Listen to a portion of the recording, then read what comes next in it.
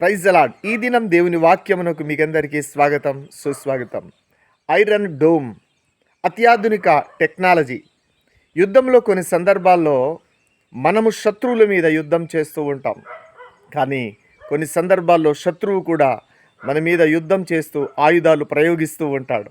అటువంటి సందర్భాల్లో వారిని ఉపయోగించడానికి, వారిని ఆ ఆయుధాలను నిర్వీర్యం చేయడానికి ఉపయోగించే అత్యాధునికమైనటువంటి ఆయుధమే ఐరన్ డోమ్. ఐరన్ డోమ్ చాలా శక్తివంతమైనది. ఇస్రాయేలు దేశంలో ఆ దేశము యుద్ధంలో రెండు రకాలటువంటి ఆలోచనలు ఉంటాయి. మొదట శత్రువులను తుదముట్టించాలి. అంతేకాకుండా మనము శత్రువులు వేసే బాంబులు, శత్రువులు వేసే ఆయుధాల నుండి మన ప్రజలను, మనలను కాపాడుకోవాల్సినటువంటి ప్రాముఖ్యత ఎంతో ప్రాముఖ్యమైనది. శత్రువులతో దాడి చేయడం ఎంత ప్రాముఖ్యమైనదో, అంతేకాకుండా శత్రువులు చేసే దాడిని మనం కాపాడుకొని ప్రాణాలను కాపాడుకోవడం, మనలను మనం కాపాడుకోవడం చాలా ప్రాముఖ్యమైనటువంటి విషయం.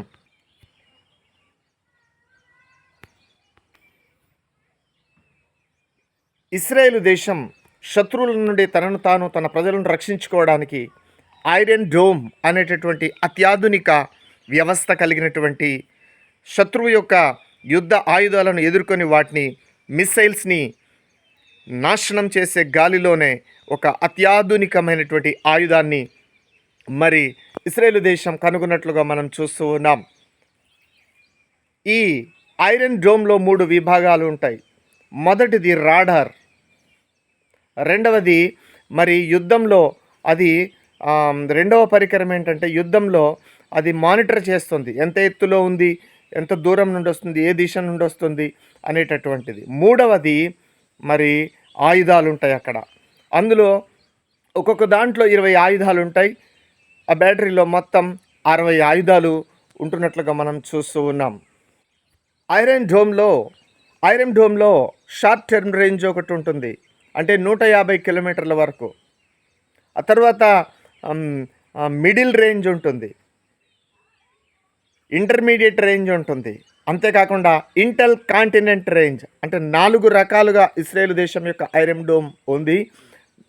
ఇంటర్ కాంటినెంట్ రేంజ్ అంటే అది 8,000 నుండి 10,000 కిలోమీటర్ల దూరం వరకు వెళ్తుంది. మిడిల్ రేంజ్, షార్ట్ రేంజ్, అంతేకాకుండా మరి షార్ట్ రేంజ్ అంటే 150 కిలోమీటర్ల దూరంలో ఉంటుంది. ఎందుకు ఐరన్ డోమ్ని ఇశ్రాయేలు దేశం తయారు చేసిందంటే చుట్టూ శత్రువులు ఉన్నారు, అది తయారు చేసుకోకపోతే వాళ్ళు ఎప్పుడు వందల వేల మిసైల్స్తో దాడి చేస్తారో మీకు తెలియదు. కొన్ని నెలల క్రితం మనం చూసాం కదా, ఒకే రోజు వాళ్ళు దేవుని ఆరాధనలో ఉన్నప్పుడు కొన్ని వేల మిసైల్స్ని కొన్ని నిమిషాల వ్యవధిలోనే, 20 నిమిషాల వ్యవధిలోనే కొన్ని వేల మిసైల్స్ని వారు విడుదల చేస్తూ ఉంటారు కదా. వాటన్నిటిని చూసారా, ఇజ్రాయెల్ దేశం 90% గాలిలోనే పేల్చేసింది. ఎక్కడి నుండి అది వేరే దేశం నుండి 150 కిలోమీటర్ల దూరం నుండి వస్తూ ఉంటే ఆ 150 కిలోమీటర్ల దూరంలో ఆ దేశంలోనే ఏ దేశం అయితే ప్రయోగించిందో ఆ దేశంలోనే అది గాలిలోనే ఈ ఐరన్ డోమ్ రాడార్ వ్యవస్థ పసిగట్టి వెళ్ళి అక్కడ దానిని పేల్చి మరి చూడండి, మనిషి ఆత్మాహుతి ఎలా చేసుకుంటాడు, అలాగే ఈ బాంబు వెళ్ళి గాలిలోనే ఆ మిస్సైల్స్ని, ఎటువంటి మిస్సైల్ ప్రయోగించినా, అది ఏ విధమైన ఆయుధమైనా, అది అణ్వాయుధమైన, అది మిస్సైల్ అయినా గాలిలోనే పేల్చేస్తుంది. ఇది దేవుడు ఇచ్చినటువంటి జ్ఞానం, దేవుడు ఇచ్చినటువంటి శక్తి. ఈ విధముగా ఇశ్రాయేలు దేశంలో ఇప్పటి వరకు 1600 మిస్సైల్స్ ప్రయోగించినప్పుడు 1200 మిస్సైల్స్ అంటే 1600 మిస్సైల్స్లో 1200 మిస్సైల్స్ని గాల్లోనే పేల్చేసి డిస్పోజల్ చేసేసింది. మిగతావి కొన్ని గురి తప్పాయి. అంటే ఐరన్ డోమ్లో ఉన్నటువంటి ప్రత్యేకత ఏంటంటే అది జనావాసాల మీద ఎటువంటి బాంబులు పడకుండా రక్షణ కవచంగా ఉపయోగపడుతుంది. మరి జనావాసాల మీద పడకుండా ముఖ్యంగా దాని యొక్క టార్గెట్ ఏంటంటే తన సొంత ప్రజల మీద, జనావాసాల మీద ఎటువంటి మిసైల్స్ పడకుండా కాపాడుతుంది. భూభాగంలో పడ్డ మరి అలాంటి సందర్భాల్లో అది వదిలేస్తుంది. కానీ జనావాసాల మీద పడకుండా దాని యొక్క ప్రాముఖ్యమైనటువంటి ఉద్దేశంగా దానిని సైంటిస్టులు రూపొందించారు. కొన్ని కోట్ల మిలియన్ డాలర్లతో దాన్ని తయారు చేశారు. ఎందుకంటే శత్రువుల నుండి రక్షించడానికి, అవతల వైపున శత్రువులు మనలను చంపడానికి, అవతల వ్యవతులు ఉన్నటువంటి శత్రువులు నాశనం చేయడానికి, ఆర్థిక దాడి, జన నష్టం, యుద్ధం చేస్తూ ఉంటారు. బలమైనటువంటి ఆయుధాలు ఇటువంటి బలమైనటువంటి ఆయుధాలు కలిగి ఉండకపోతే శత్రువు నాశనం చేస్తాడు.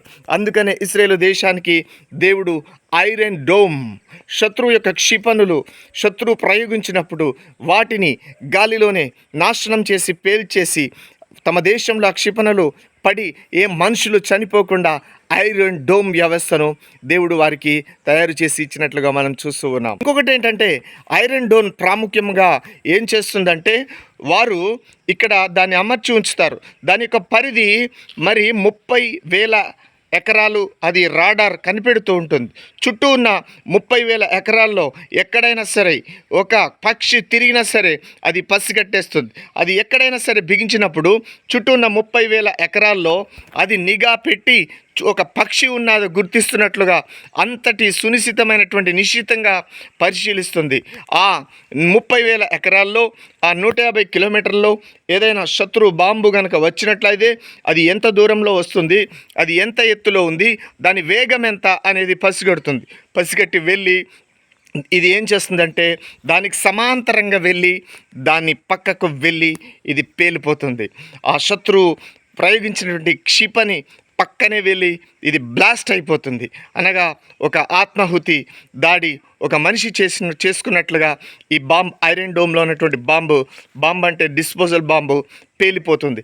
అటువంటి పరిస్థితుల్లో ప్రాముఖ్యంగా దీన్ని శత్రువుల యొక్క మిసైల్ వెనక భాగంలో తగిలేటట్టు దీన్ని మరి దీనిని రూపొందించినట్లుగా మనం చూస్తూ ఉన్నాం. ఇది చాలా వేగంగా శత్రువు వేసినటువంటి ఆయుధం అక్కడే వేరే దేశంలో ఉన్నప్పుడే, దూర ప్రాంతంలో ఉన్నప్పుడే, పడక ముందే గాలిలోనే పేల్చేస్తుంది. అదే దేవుడిచ్చిన జ్ఞానంతో దేవుని పిల్లలైనటువంటి ఇశ్రాయేలీలు దేవుడు తయారు చేసిన ఐరన్ డోమ్ శత్రువుల్ని రక్షించడానికి. కాబట్టి కొన్ని సందర్భాల్లో ఇవి కూడా గురి తప్పించుకొని ఒకేసారి ఎక్కువగా ప్రయోగించడం వల్ల మరి గురి తప్పి కొన్ని పడుతూ ఉంటాయి. మరి కొన్ని సందర్భాల్లో ఇది అటువంటి ఐరన్ డోమ్లు ఇశ్రాయేలు దేశంలో 15 ఉన్నట్లుగా మనం చూస్తూ ఉన్నాం. కొన్ని వేల మిసైల్స్ ప్రయోగించిన నిమిషాల్లోనే వాటిని ఎదుర్కొని 90% వరకు దీని యొక్క సక్సెస్ రేట్ ఉన్నట్లుగా మనం చూస్తూ ఉన్నాం. ప్రభువునందు ప్రేమైన దేవుని బిడ్డలారా, ఎందుకు ఐరన్ డోమ్ గురించి దేవుడు మనతో మాట్లాడుతూ ఉన్నాడు? ఎందుకు ఈ రక్షణ అవసరం? ఎందుకు ఆత్మ సంబంధంగా మనకు ఈ విషయాలు మనం నేర్చుకోవాలి? ఆత్మ సంబంధంగా ఎటువంటి విషయాలను మనం ఈ రక్షణ శత్రువుల్ని రక్షించుకోవడానికి మనం నేర్చుకోవాలి అనేటటువంటి దేవుని వాక్యాన్ని మనం చూసినట్లయితే యాకోబు పత్రిక 4వ అధ్యాయము 7వ వచనంలో చూసినట్లయితే, మీరు దేవునికి లోబడి ఉండుడి, అపవాదిని ఎదిరించుడి అనేటటువంటి వాక్యం ఉంది. మనం దేవునికి లోబడ్డట్లయితే దేవుని యొక్క అగ్ని బాణాలు, దేవుని యొక్క ఐరన్ డోమ్, దేవుని శక్తి వచ్చి అపవాది యొక్క బాణాలన్నిటినీ కాల్చివేస్తుంది. బైబిల్లో ఉంటుంది, ఆయన దుష్టుని యొక్క అగ్ని బాణములన్నీ కాల్చివేయును, నాశనకరమైన తెగులు రాకుండా కాపాడును, పగటి వేళ ఎండ దెబ్బ తగలదు, రాత్రివేళ తగిలే బాణాల నుండి దేవుడు కాపాడుతాడు అని దేవుని గ్రంథంలో రాయబడి ఉంది. దేవునిని మనం కలిగి ఉన్నప్పుడు అత్యాధునికమైన ఐరన్ డోమ్ కంటే రక్షణ వ్యవస్థ కలిగిన వాడు దేవుడు. 100, 1000, కోటి ఐరన్ డోమ్ల కంటే శక్తివంతమైన వాడు దేవుడు మన శత్రువుల నుండి, రోగాల నుండి, పరిస్థితుల నుండి, మనకు విరుద్ధంగా ఉన్న పరిస్థితులు, మనకు విరుద్ధంగా ఉన్న సాతాను శక్తులు, మంత్రాలు, మనకు అడ్డుగా ఉన్న జీవితంలో ఎదగకుండా అడ్డుగా ఉన్న పరిస్థితులు, పేదరికం, కరువు, ఖడ్గాలు, వీటన్నిటి నుండి ఐరన్ డోమ్ కంటే శక్తివంతమైనటువంటి కోటి రెట్లు, కోటి కోట్లు దేవుడు శక్తివంతమైన వాడు. దేవుని మీద మనం ఆధారపడినప్పుడు, దేవుని చిత్తానుసారంగా జీవించినప్పుడు దేవుడు రక్షణ కవచంగా మనకు కాపాడుతున్నాడు. కాబట్టి ఏ బాణాలు మనకు తగలకుండా ఏ ఆపదలు, ఏ శత్రువు ఎన్ని పన్నాగాలు పన్నా మనం బ్రతుకుతూ ఉన్నాం. మనం దేవుడు కాపాడుతూ ఉన్నాడు. ఐరన్ డోమ్ ప్రజలను ఆయుధం నాశనం చేయకుండా కాపాడుతున్నట్లుగా దేవుడు తన ప్రాణాన్ని పెట్టి తాను బలి అయి తాను చనిపోయి ఆ శత్రువు అనే పాపము నుండి మనలను దేవుడు రక్షించాడు. నిజమైన ఐరన్ డోమ్ ఎవరో తెలుసా? యేసు ప్రభు. యేసు ప్రభు చనిపోయి మనకు బ్రతికిచ్చాడు. యేసు ప్రభు చనిపోయి మనకు బ్రతికించాడు. యేసు ప్రభు చనిపోయి మన పాపం నుండి మనకు విడుదల ఇచ్చాడు. మన పాపం నుండి మనకు విడుదల ఇచ్చాడు. యేసు ప్రభు నిజమైనటువంటి రక్షకుడు. యేసు ప్రభు పాపము నుండి రక్షించువాడు. యేసు ప్రభు నిత్య మరణం నుండి రక్షించువాడు, దురాత్మల నుండి రక్షించువాడు. ఇంకా భవిష్యత్తులో మనలను ఆయన ఐరన్ డోమ్ ప్రజలను రక్షించినట్లుగా యేసు ప్రభు మనల్ని రక్షించబోతూ ఉన్నాడు. ఎఫెసీయులకు రాసినటువంటి పత్రికలో 6వ అధ్యాయంలో 10వ వచనంలో ఉంటుంది, ప్రభువు యొక్క మహాశక్తిని బట్టి మీరు బలవంతులుగా ఉండండి. దేవుని శక్తే ఒక ఐరన్ డోమ్. దేవుని శక్తి మనలో ఉన్నప్పుడు ఆ దేవుని ఆత్మ మనల్ని కాపాడుతుంది. మీరు అపవాది అనేవాడు మీ మీద తంత్రములు వేస్తాడు. వాటిని మీరు ఎదిరించాలంటే మీలో సర్వాంగ కవచం అనేది ఉండాలి. సర్వాంగ కవచం ఏం చేస్తుందంటే అపవాది తంత్రముల నుండి మిమ్మల్ని రక్షిస్తుంది.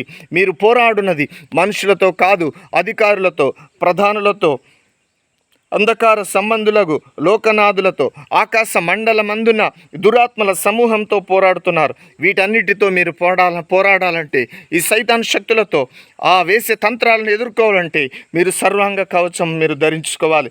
ఆ సర్వాంగ కవచం ఏమిటంటే మీ నడుమునకు మరి మీ సత్యం అనేది దట్టి ఉండాలి. సత్యము అనగా యేసుక్రీస్తు. అంతేకాకుండా మీకు విశ్వాసం అనే ఢాలు ఉండాలి. మీరు యేసుక్రీస్తు మీద విశ్వాసం ఉంచి ఆధారపడిన వారై ఉండాలి. యేసుక్రీస్తు నమ్మిన వారై ఉండాలి. అప్పుడు ఆయన కాపాడుతాడు. ఆయన రక్తంలో కడగబడిన వారై, ఆయనకు విధేయత చూపిన వారై ఉండాలి. యేసు ప్రభువును ధరించిన వారై ఉండాలి. యేసు ప్రభు అనే కవచము మనలో ఉండాలి. అంతేకాకుండా నీతి ఉండాలి. యేసుక్రీస్తు అనే దేవుడు మనలో ఉన్నప్పుడు మనం నీతిమంతులు అవుతాం.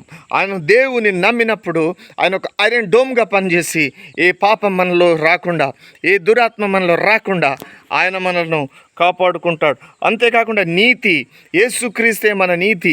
ఆయన రక్తంలో కడగబడడం వల్ల మనం నీతిమంతులు అవుతున్నాం. అంతేకాకుండా మరి సమాధాన సువార్త, దేవుని గూర్చి సాక్ష్యం చెప్పాలి, దేవుని సేవ చేయాలి. దేవుని సేవలో మనము ఏదో ఒక పాత్ర క్యారెక్టర్ చేయాలి. రక్షణ పొంది ఖాళీగా ఉండడానికి వీల్లేదు. చేతులు ముడుచుకొని కూర్చొని ఉండడానికి వీల్లేదు. దేవుని సేవలో దేవుని సేవకులతో పాటు వాడబడాలి. సువార్త అనే జోడు, సిద్ధ మనస్సు అనే జోడు, విశ్వాసం అనే డాలు. ఎందుకంటే దుష్టుని అగ్ని బాణాలు ఆర్పుటకు ఇదంతా అవసరమైనది. అంతేకాకుండా రక్షణ పొందాలి. రక్షణ పొందకుండా ఏ ఐరన్ డోమ్ నిన్ను కాపాడలేదు. నువ్వు రక్షింపబడ్డప్పుడే దేవుడు నిన్ను కాపాడుకుంటాడు. రక్షణ పొందుకున్న వారికి దేవుని దూతల సెక్యూరిటీ ఉంటుంది, కాపుదల ఉంటుంది. అంతేకాకుండా దేవుని వాక్యం అనే ఆత్మ ఖడ్గం. అంతేకాకుండా ప్రతి సమయంలో ప్రార్థన.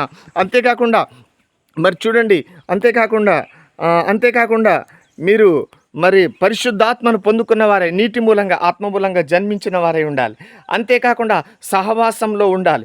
ఇవన్నీ మీరు చేసినప్పుడు దేవుడే మీకు ఒక ఐరన్ డోమ్. దేవుడు పాపం నుండి విడుదలిస్తాడు, లోకం నుండి విడుదలిస్తాడు, శత్రువు నుండి విడుదలిస్తాడు. ఆయన బాగా మిమ్మల్ని కాపాడుకుంటాడు. ప్రతి ఆయుధాన్ని ఆయన డిస్పోజల్ చేస్తాడు, ఆయన అడ్డుకుంటాడు, ఆయన ఎదురిస్తాడు. దేవుడు యేసు ప్రభు పోరాడతాడు నీ పక్షాన. యేసు ప్రభు ఒక అగ్నిగా కనబడతాడు, ఒక అగ్ని స్తంభంగా నీలో ఉంటాడు, మేఘస్తంభంగా ఉంటాడు. దేవుడు నీకు ఒక రక్షణ కవచంగా ఉంటాడు.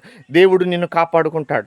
దేవుడు నీ పక్షంగా ఉన్నప్పుడు, దేవుడు నిన్ను కాపాడుకున్నప్పుడు ఏ శత్రువు నిన్ను తూదముట్టించలేదు.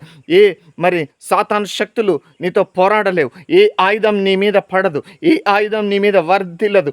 ఎందుకంటే ఐరన్ డోమ్ కంటే శక్తివంతుడైన దేవుడు నిన్ను కాపాడుకుంటాడు. కాబట్టి ఆయన ఆత్మీయ వ్యవస్థలో, ఆయన టెక్నాలజీలో, ఆయన రక్షణలో, ఆయన అభిషేకంలో మనం ఉండాలి. లేకపోతే ఈ లోకంలో మనం బ్రతకలేం.